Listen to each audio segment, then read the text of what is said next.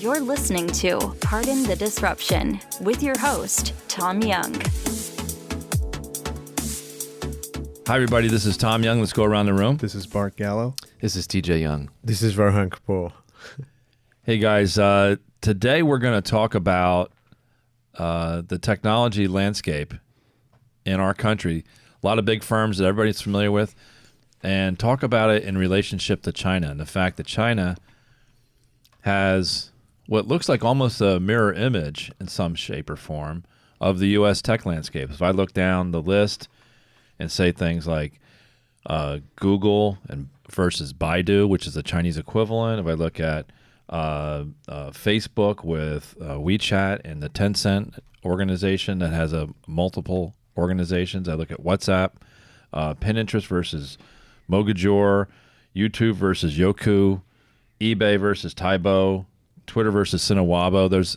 And these companies are not small. Some of them are actually bigger than their U.S. counterparts.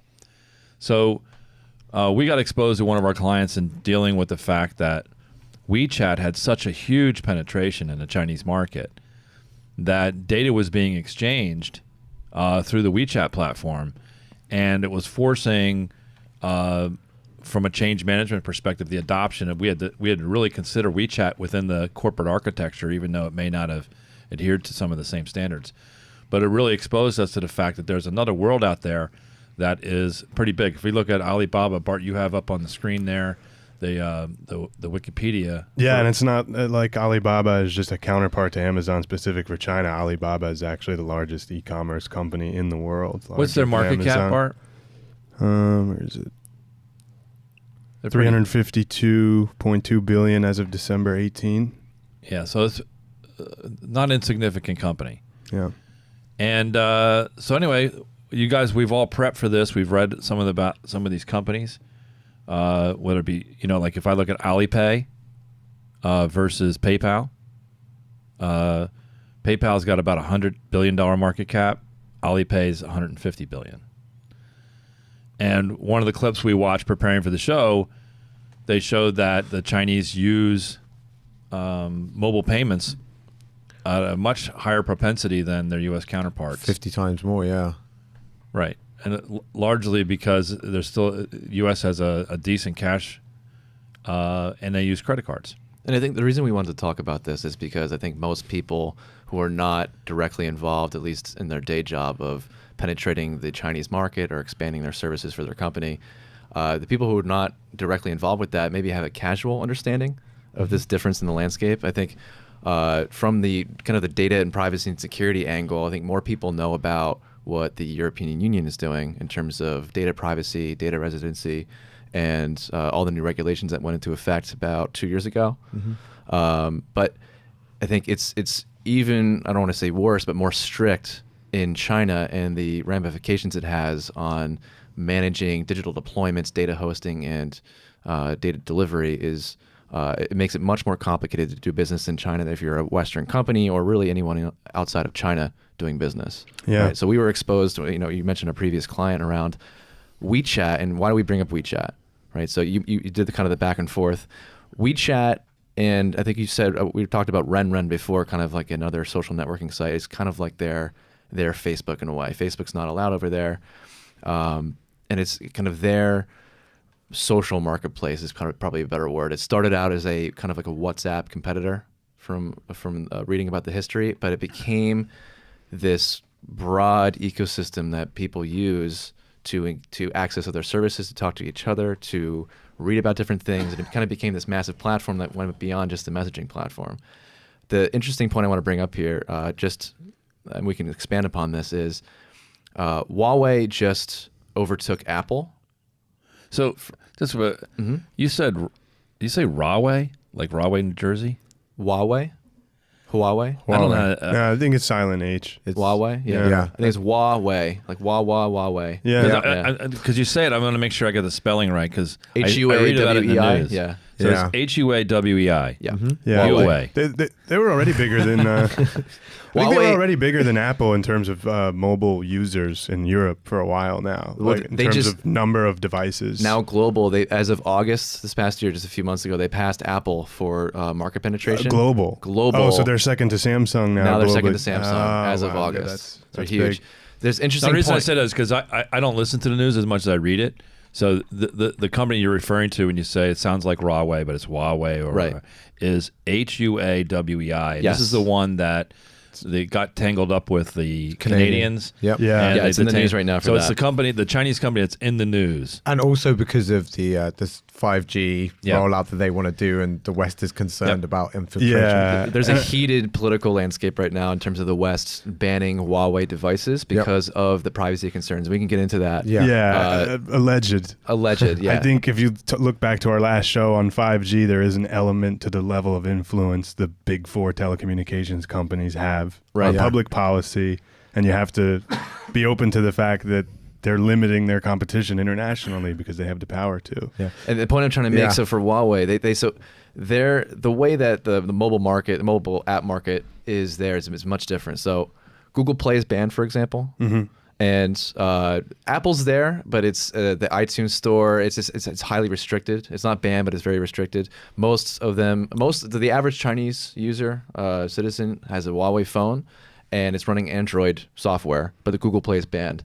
The company that really stepped in to offer and really run the App Store is Tencent, which owns WeChat And QQ, and right? QQ and other Yep. kind of social networking Yeah, I platform. think It's like really older. It's kind of like their Facebook, but it's a bit different, right? Yeah. And I think my personal theory is that that's why WeChat is so prolific. This is why we consulted our client around if WeChat is so prolific, is that if that's where people are accessing information and kind of conducting commerce, how do you, as maybe a traditional company selling products over there, physical goods, kind of engage in a digital way if people are using that platform, right? So it's a bit different the way that because of the privacy and their security concerns and the different policies they have. The way that you engage on a digital way is much different in China, which is what we're trying to unpack that. Right. a bit It's here. not all counterparts, is what you're saying. It's not Right. direct. It's counterparts, but it's also different, right? Yeah. So not to be too boring, but when we talk about application architectures for companies, we separate out systems of record versus systems of engagement.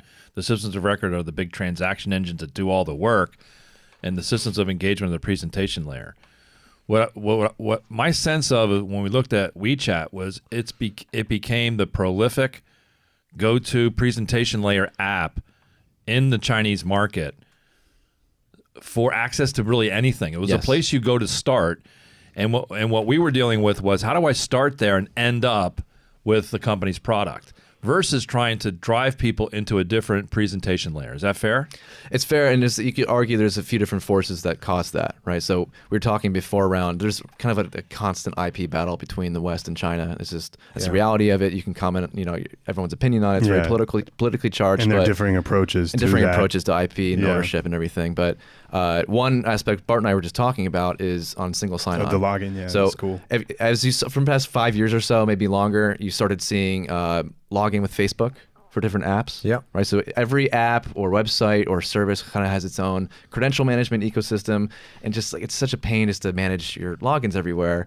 Facebook, and it's very smart of them, said, hey, just log in with Facebook. Just use us and single sign on one ID, one password. They've been doing that in China for much longer than us, and the platform that made that happen, Tencent and their WeChat platform. Wow. You access us, So do you guys- and you're good to In go. this ecosystem. So It's in the Yeah. ecosystem. You go into a system in the U.S., log in with your Facebook credentials, log in with your Google credentials, Right. or sign up with email. Right. Which one do you guys choose? I do Google now. I do Google. I do I do Google. Facebook. I'm sad that I do that. It's just out of I use Facebook ease. for Spotify and certain, casual things, and I try to have like a nice Google universe of billing services, more, more important stuff. I only use the email. I never share the credentials.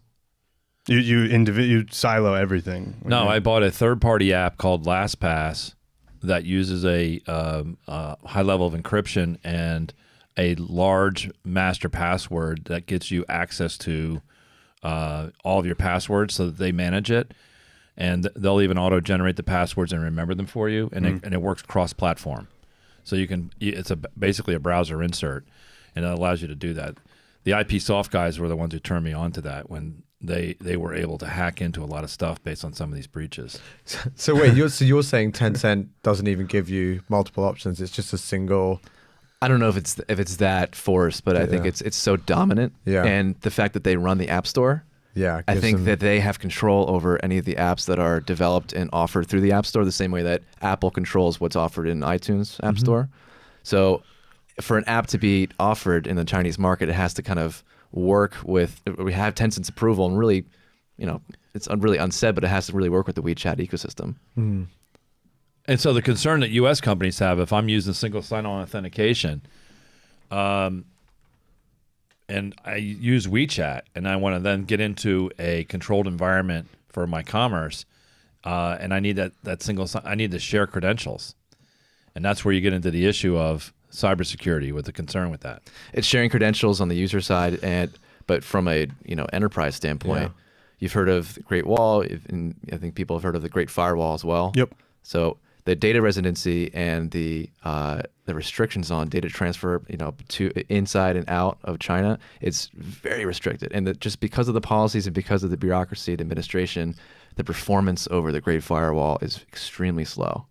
And one of the policies of operating that way, if you have data going in and out, or even just residing in China, you have to, as a Western company or a company outside of China, have to expose all of your encryption keys to the Chinese government.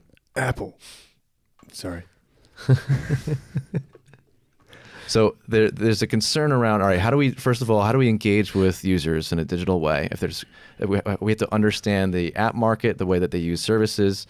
We also have to understand that what data do we have to have really residing in the country, and what are the risks of exposing certain data over the Great Firewall to access those, or really gain access to those users, right? And so the companies that have done that, like Apple, Apple is the only... Everybody, I mean, they kind of have to, but there's a concern, like, how do you do it effectively, right? Of our big four here, Apple is the one that's really been able to penetrate there in the only notable meaningful way. Yeah. And I think in 2018, they started storing some of the iMessage data there. And now I think we were talking before, it's like a large portion of their storage operation is in China mainly. I think based on the residency laws that went into effect last year, more companies are forced to if they want to do business there now. Right. It's very similar to EU, but I think it's more strict. Yeah, I think there's similar regulations in India that have been cropping up. really? Over The clients that we have, year. when they go to, when they travel to China, typically they will leave all of their electronics and computers and phones here, and they get a travel computer, travel phone to go to China. And it has a separate, so they give them the keys. They give them the keys to the equivalent of a burner phone and a burner computer that has limited access to certain things while you're on the road. And, a lot of this stems, there's certainly a cybersecurity component to it. But there's also an intellectual property issue because here's where we have a cultural divide between the West and the East, between how intellectual property is viewed in the public realm. In the West, intellectual property is protected through patent and trademarks and infringements, and it's highly valued and protected through the legal system. In the East, less so. And so the whole issue of like digital piracy was a big issue. And so, but they don't view it as piracy. That we use that term piracy. They just view it as, well, here's the music, I'm copying it for my friends or whatever. They don't view it. They view it differently. So there's an intellectual property component as well to this. And I think that's what causes so much anxiety if you're an executive thinking, how do we penetrate that market? You talked about data architecture before. I mean, we see companies only mirroring what they have to just to adhere to the new laws as of last year. But the issue is performance over the firewall is extremely slow and inefficient. And there's a study done on just the user behavior of the Chinese users, and really us too as well. The willingness to deal with delays of service is very low. Like their tolerance is very low for that. So if you have to access certain data, all right, we have to expose this. It's not sitting in country where it's going to go over the firewall. If you're a user, you get fed up and you use a different service. It's a high risk if your business is around penetration, user engagement, and consumption of digital services. Yeah. So the issue is, all right, mirror only what we should, so we protect our crown jewels back in America or wherever it's sitting, or do we want a better service, better performance, and have everything sit in country, but have also the risk of having it sit there? Right. Oh. So let's go back to where we started with this, looking at these different companies out there, because at some level, we talked about the differences in the way that they operate behind the firewall. Information protection is different. The culture around privacy is slightly different.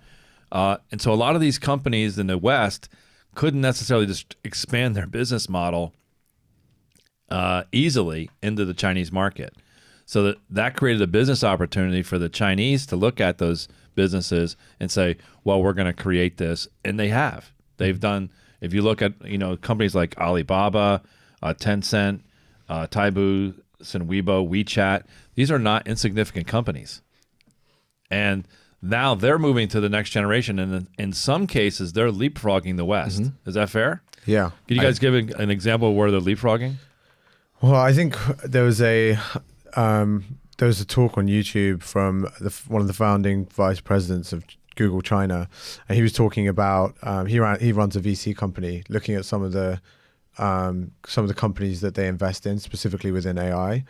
And I think the combined valuation of the 5 startups that he invested in was over $15 billion, the youngest of which was like 2 years old.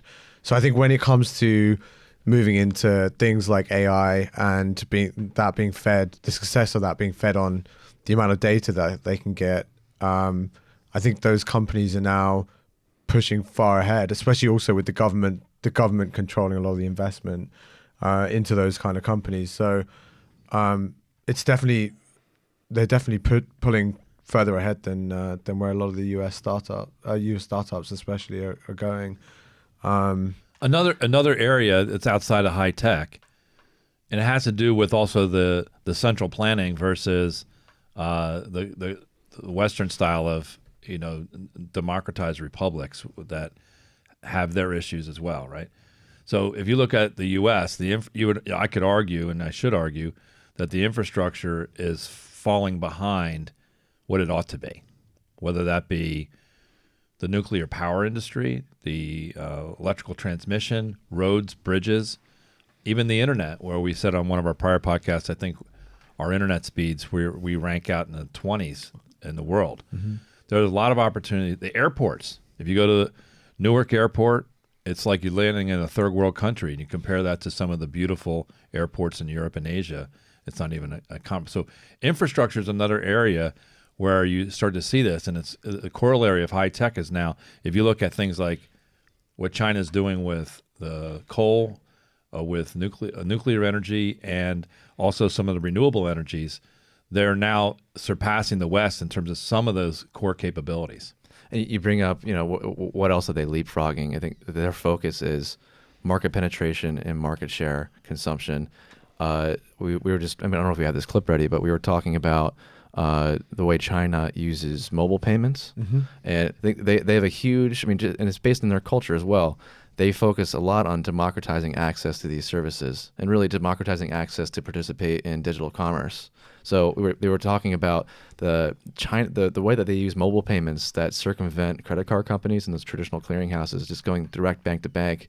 It just dwarfs what the West, particularly the U.S., uses. And the example, this guy, I forgot the guy's name. I don't know do you know his name? Yeah, the example they gave was that even a beggar on the street has access to China's kind of their version of Apple Pay. Right. But it just doesn't use credit card companies. I think you could argue that, the access is easier because you just need a digital account somewhere. You don't need to be approved from a credit standpoint. And the more people are on these platforms, the higher the chance of them consuming even a small amount of commerce. But that adds to the GDP when you have 1.5 billion people. Yeah. Right. Absolutely. And then how many, you said 700 million internet users? They have 780 million internet users, but they only have 50% internet usage in the country. Whereas the U.S. has, I think, like 280 million, and we're at 80%. Right. Yeah. And so just think this is what we're talking about now. Yeah, they have and 1 look at the billion potential. accounts on WeChat. And it's pretty much all China and Bhutan. I don't know if I'm pronouncing that right. But Facebook's the biggest globally for accounts. It's 2 billion globally. WeChat has like 1 billion. Facebook's 2 billion, WeChat's 1 billion. Yeah, but Facebook's 2 billion globally. And WeChat's 1 billion in country. China. Yeah. Yeah, I mean, I think the breadth of what the sheer number of people and the usage through the democratization of some of these technologies is giving them the opportunity to really, really push forward, supported by a business-friendly and government-friendly environment. Along with the roadblock that you brought up. I mean, they could argue that there's other reasons why they put in those data regulations, but again, it's another roadblock slowing down companies to adapt from a data architecture standpoint. Hey, let's just continue expanding and taking over. It's big now. Think of the potential. 50% turns to 80%. In country goes to global for WeChat adoption or other platforms. It's huge. Yeah. So how much do you think the politics drives, national politics rather, drives the business environments and the ability for these companies to flourish in their own backyards relative to them globally? One of the parallels that occurred to me with something we talk about with clients is it seems like the business environment in China, where they're able to kind of pilot these new ideas in AI and get around some things that would, I think, raise either privacy concerns here or just take longer to implement because of the nature of the environment, is do they kind of have at a national level this top-down innovation mandate, which I think within a company here we've talked about helps to have when you're trying to do digital deployments. Absolutely. Yeah. Because with a lot of Alibaba's payment technologies that they put in Alipay, I think the Chinese government takes an approach of go and try something, and if it works successfully, then we'll endorse you as long as you work with us. Whereas, like, imagine if Facebook came out with a payment technology, Visa, American Express, all these companies would rally up against it. The government will get involved. They put regulation in place. The Chinese government only puts regulation in place if they see problems coming up. And that's not generic. I mean, the Chinese government were one of the first to ban crypto, right? So it's not like everything they have a free for all. It's if you go and do it, Alipay's proved success, so go for it, right? And if there's problems, we'll regulate it. They also didn't have control over it, right? It's very much they have much more control over industry than a Western country in comparison. Yeah. And blockchain, in and of itself, is supposed to be based on distributed technology, That's right? also So true, there's that component as well. But just think about broadly approach to innovation, right? We talk about CRISPR a lot on this podcast and this, in our company, and it's constant conversation back and forth between the U.S., between the U.K., other European countries. Like, what do we do? I mean, how do we test this on humans? And then China just does it. Yeah. They showed that you could change a gene, and they reversed. It was a form of cancer, leukemia or something, in that one individual. I think it was leukemia. They just go ahead and do it. They did it. Yeah. So traditional spectrum of ethics, right? You have Kantian ethics, you have utilitarian ethics. Western, I think, more aligns with Kantian. Fight for the individual. You talked about this in terms of IP ownership and patents. So we wouldn't, even if it's better for the whole, you don't want to sacrifice the morality or the protection of the individual. Whereas I think China, and it's forms of gray. It's not like there's extremes, but they are more willing to put that aside, how it affects on the short term or on the individual basis for the betterment of the whole, for their society, for the country, and in the long term. And the long term is get there first, innovate faster, get market share first. Yeah, it's the biggest overarching difference between the cultures, both broadly and in business. But it's also the operating model. So think of when we get involved in deploying the technologies. At some level, we have a sense that we know if you could deploy this without the speed bumps and the obstacles, that it would have a tremendous benefit. Mm-hmm. But because of the ecosystem, whether it be in a company or politically, like if I think about I want to deploy a high-speed rail network between Boston and Washington, D.C., there's a lot of people who can say no. Mm-hmm. Right? Yeah. Whereas if China made the same decision using their form of government and they wanted to put a high-speed rail between Boston and Washington, it would just happen. And and therein lies the difference. I'm not advocating we go to a Chinese forum, but you just understand the differences. Right. And when we're looking at the deployment and the penetration of these technologies in society, you might find that in certain realms, like certain kinds of technology and certain deployments, whether it be the genetics research and things that have some controversy that's inhibiting the deployment here, It's not going to have that, and you're going to find the advancements happening in other realms like China. Think about AI. So, Well, I mean, even a lot of stuff like that where they don't have the issues. we covered this on the Gartner data and analytics trends. One of the trends, if you look, we could provide this link for the top 10 trends for data analytics 2019. Explainable AI, right? We have a social responsibility to explain the black box that governs AI systems and algorithms.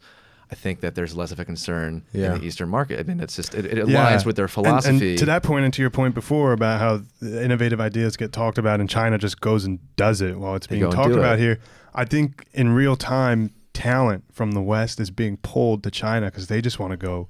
Like the engineers who don't want to deal with the politics and the business culture of here, they're like, oh, I can actually go, and as long as I work with the government, I can go follow my passion and actually work on this technology there. And we're not saying it's right or wrong. It's just notice the difference in terms of, are we waiting for Congress to pass some resolution or this, for the public to be okay with some kind of innovation, or do you want to just go and do it? Yeah, and there's smart researchers who just want to follow the path to least resistance to pursue their passion. And the AIs, I think, is a good example because they have so much access just to data points. We work with these technologies all the time, and one of the roadblocks, beyond just the barriers and from the bureaucracy standpoint, is access to data to train these systems, right? And a lot of the roadblocks there are privacy.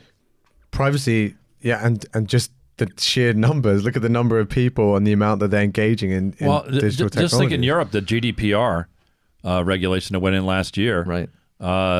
It's just one more roadblock, and you can say that that's a good thing public policy wise, and I would probably agree with that. That's a good thing. Yeah. The issue is you just have to understand it in the context of technology deployment. It has the effect of a speed bump, where in other areas, like in China, they may not have those same speed bumps, and so you're likely to see the advancements manifest more rapidly in those cultures. So it's just an interesting. I was with a CIO of an insurance company last night, and he said, one of the big inhibitors for AI deployment in insurance for risk management, which is a great tool to do that, is the regulators saying we need to know how decisions are being made. And there was a bunch of people in this meeting, and the other thing that they talked about was interesting. A lot of people were talking about, ensuring that, this gets into the political correctness side, that there's no bias in the data. That we're ensuring fair outcomes, whatever fair means. And these are Western values applied that will inhibit the deployment of these technologies. Now, again, you could argue that those inhibitors are the proper safeguards and guardrails for the deployment of this technology. It's not because the goal isn't to deploy technology as fast as you can. Just understand that other cultures, other societies are not gated by those, and we're likely to see more advancements in the technology there. I think also when you talk about this topic, also thinking about the capital investment side of it, China's also throwing their weight, and regulation tends to also, in addition to a lot more people being able to say no and slowing down progress that way, there's also the financial burden that incumbents and also new companies coming into different industries face when they have to tie up a bunch of their capital, that there's an opportunity cost there, right? Where that capital could be invested otherwise, but it's just adhering or complying with some of this regulation.